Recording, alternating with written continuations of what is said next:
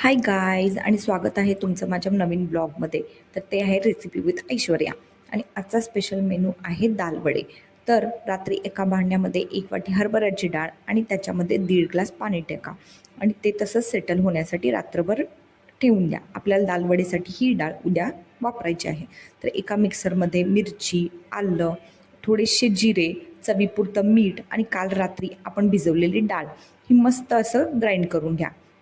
एकजीव केलं तरी चालेल किंवा तुम्हाला कच्चं हवं असेल तर कच्चं केलंही तरी चालेल. तर मी हे सगळं ग्राइंड करून घेतलेलं आहे आणि ग्राइंड करून घेतल्यानंतर एका ताटामध्ये हे मिक्सचर काढून घ्या आणि छान असं एकजीव करून घ्या. म्हणजे चवीनुसार मीठ आणि तिखट हे सगळं एकत्र होईल. हे सगळं एकत्र केल्यानंतर आपण आता चटणीची तयारी करून घेऊया. तर चटणीसाठी एका मिक्सरच्या भांड्यामध्ये खोबरं, मिरची, आलं, जिरं आणि फुटाण्याची डाळ घालायला विसरू नका, कारण की फुटाण्याच्या डाळाने खूप छान चव येते चटणीसाठी. तर मी इन्ग्रेडियंट्स व्हिडिओमध्ये डाव्या बाजूला दिले आहे, तर तुम्ही तिथूनही सुद्धा रेफर करू शकता. तर आता आपण वडे तळून घेऊयात. तर गॅसवरती एक कढई ठेवा. कढईमध्ये तेल टाका आणि तेल हे मस्त छान असं गरम झाल्यानंतर त्याच्यामध्ये आपण एक एक वडे तळून घेणार आहोत. तर वडे तळण्यासाठी तुम्ही फ्लेम ही लो ठेवा. हाय फ्लेमवरती आतमधून व्यवस्थित तळले नाही जात, तर तुम्ही लो फ्लेमवरती हळूहळू वडे तळून घ्या. तर मी क्रिस्पी आणि थोडेसे लालसर होऊपर्यंत तळले होते.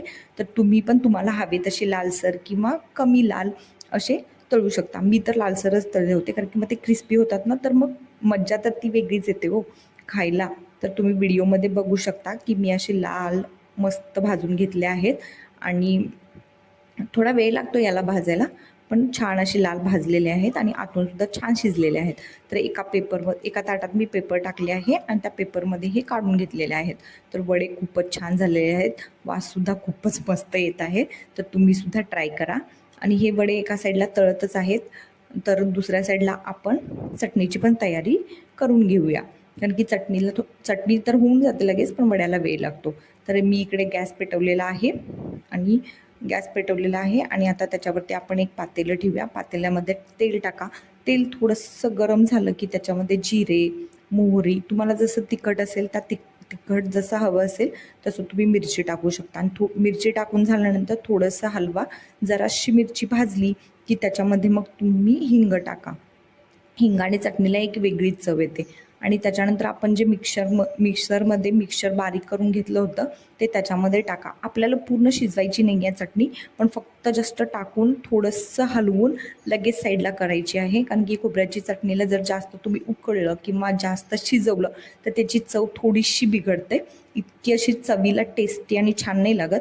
तर तुम्ही बघू शकता असं जरासं तडतडा आला की याच्यामध्ये ते मिक्सरमधलं पूर्ण बॅटर जे आपण खोबऱ्याचं करून घेतलं होतं ते त्याच्यामध्ये टाका आणि लगेच गॅस बंद करा. जास्त वेळ ठेवू नका, नाहीतर मग थोडीशी चव बिघडते.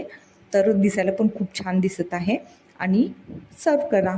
Thanks for watching.